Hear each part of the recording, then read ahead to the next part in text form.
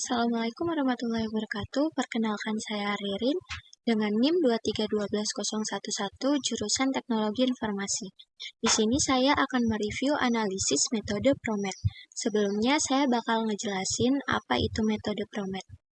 Metode PROMET merupakan metode pengambilan keputusan multikriteria yang digunakan untuk memberi peringkat alternatif berdasarkan preferensi. Di dalam kasus ini, ada 10 data alternatif penyedia layanan domain.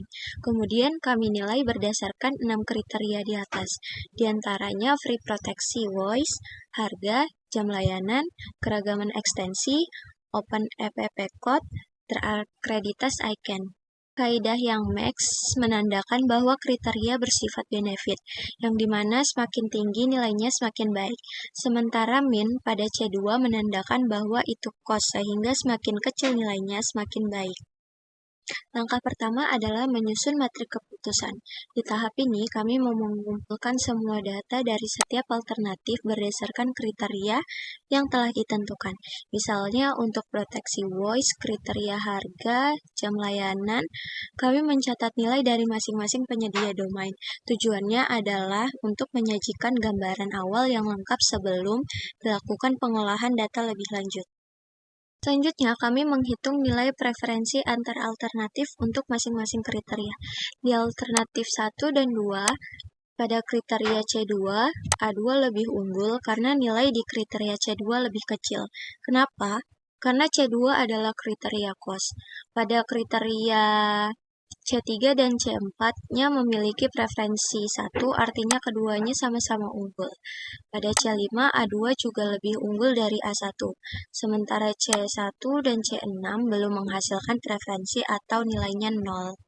Dan lakukan dengan cara yang sama perbandingan A1 dan A lainnya, perbandingan A2 dengan lainnya, perbandingan A3 dengan lainnya, sampai perbandingan A10 dan lainnya.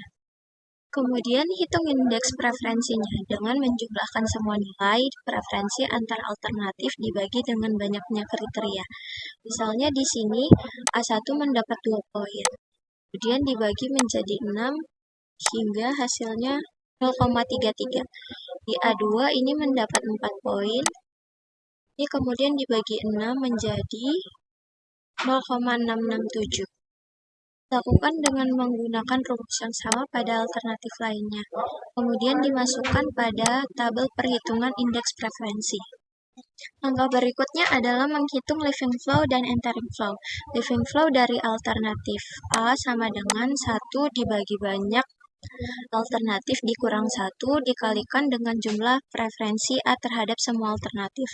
Entering flow sama juga rumusnya dengan living flow, namun yang membedakan adalah living flow mengikuti baris, sedangkan yang entering flow itu mengikuti kolom. Jadi di sini kita sekalian mau mencoba implementasi rumusnya living flow sama entering flow. Jadi di sini kita tulis dulu living flow A1. Terus di dalam rumusnya ini kita 1 bagi banyaknya alternatif kurang 1 dikali jumlahnya alternatif A1. Kita tutup, enter. Di sini hasilnya dia sama ya, sama kayak ini. Sama. Oke, terus tuh yang entering flow-nya. Entering flow A1 ya.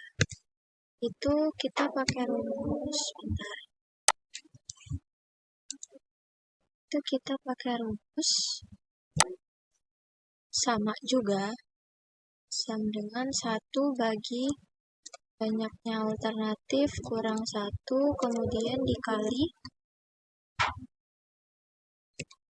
perjumlahannya A1 cuman bagian yang kolom.